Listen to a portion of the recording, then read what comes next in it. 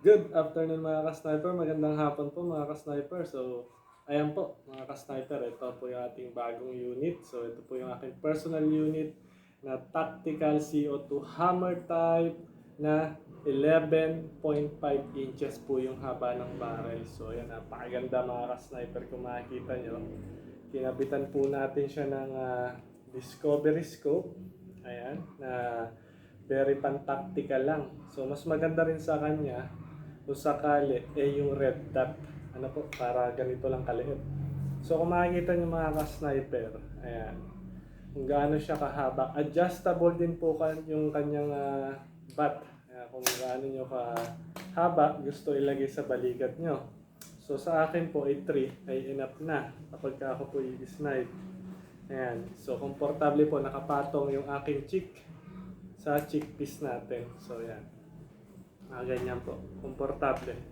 So, itong ating pong scope na Discovery ay BTZ 4x32 AOE. So, ayan. Meron na po siyang parallax kung nakikita nyo po dito.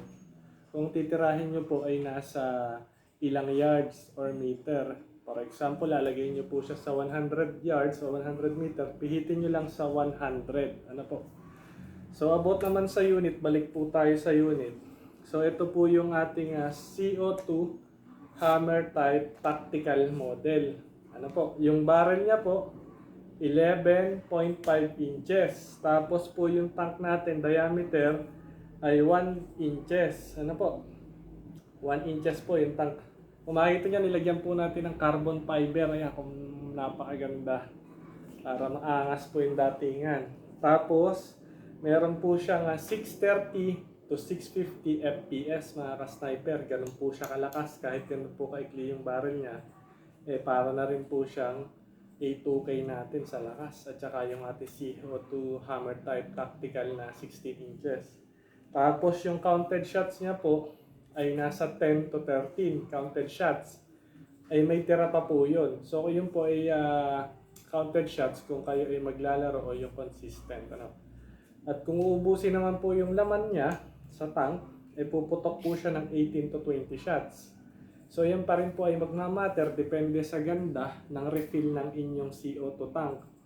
Kung yun naman po ay talagang napakaganda ng pagkakarga, mas possible pa na mas madagdagan yung dami ng counted shots natin. Yung po isama ang base dun sa ating testing. Ano po?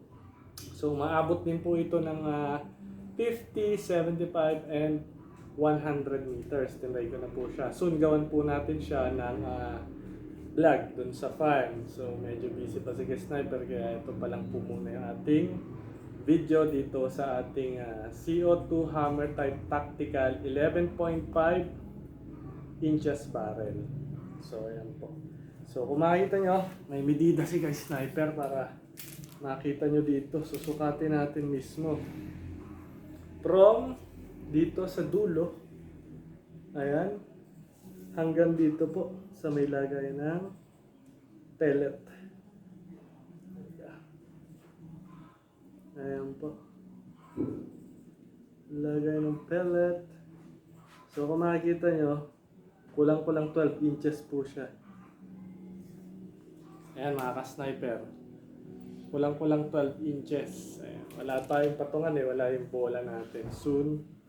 At gagawa natin siya ng vlog doon sa field para matest. At kung makikita nyo naman, meron siyang front and rear sight. Dahil nga siya pang personal ko mga ka-sniper, pinalagyan natin. Kung papalagyan nyo po at to-order kayo, may additional lang po ito, konti. Para magkaroon po ng front and rear sight. Pero ayan po, at least nakita nyo po yung isa sa bagong collection ni Sniper na CO2 hammer type tactical model. Ayan, napakaganda. So ito po, makikita nyo po dito. Ayan, ang angas mga ka-sniper. Then may number po dito, kagaya na sinasabi ko, para makita nyo. So ayan lang po muna mga ka-sniper at mag-shoutout na po muna tayo sa ating mga ka-sniper na nagpapa-shoutout. Shoutout po kay Sniper Juan Cortado Jr. Shoutout po kay Sniper. Shoutout po kay Sniper Romel Amable. Shoutout po. Shoutout kay Sniper Warren Tiongson. Shoutout sa iyo ka Sniper. Shoutout din kay Sniper Randy Piano. Shoutout sa iyo ka Sniper. Shoutout kay Raymark Manalo, shoutout po, ka-sniper. Nawa po ay panoorin nyo rin yung ating mga motovlog. At malaking tulong po yun sa channel natin na mas dumami rin po yung ating mga subscriber and ka-sniper na po.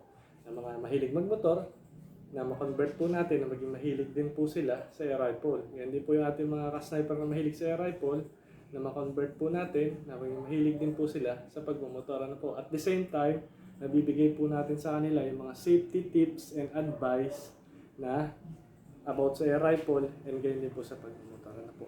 So shoutout din kay Sniper Glenn Langit, shoutout po sa iyo ka-sniper. Kay Sniper Paul Casa, shoutout. Kay Sniper Hamilton Brazal, shoutout sa iyo ka-sniper. Soon gagawa tayo ng vlog para sa unit mo. Shoutout kay Sniper Giancarlo, shoutout po. Shoutout kay Alan Benjola, shoutout sa iyo ka-sniper. Wait mo lang din yung unit. At shoutout kay Sniper Tom Roma. So isa po nating solid ka-sniper na asawa po siya ng isang taga-PNP officer na babae. Ngayon, nag-avail po sa atin si Sniper Tom Roma. At siya po ay yung kaunahan nating nagawa ng video doon sa unboxing niya. Nakita niyo po yung kanyang unit, napakaganda. And feedback niya po sa atin ay na-test niya na sa 100 plus meters, kung hindi ako nagkakamali, ay talaga pong satisfied daw po siya sa unit. Ano po. Salamat ka-sniper sa feedback. Salamat din kay Sniper Anzari Raha Muda. Shoutout sa iyo ka-sniper. Kay Sniper Arman Agarpao. Shoutout sa iyo ka-sniper. Ayan. Shoutout sa ating mga solid ka-sniper. Kay Arsing, kay Ricky, kay Bong, kay Jason, Noli, at Jonel from Bagutong, Flora Apayao. Shoutout po sa inyo lahat mga ka-sniper. And at syempre po, shoutout po doon sa ka-group ko sa Cavite Air Rifle Shooters. Shoutout sa inyo lahat yan. Mga solid po natin ka-sniper yan at taga-PNP, Army, Navy, at Air Force, at iba pa pong estado sa buhay. Ayan po. So, yun lang po muna mga ka-sniper. Shoutout po sa inyo lahat. Ingat po palagi. God bless po.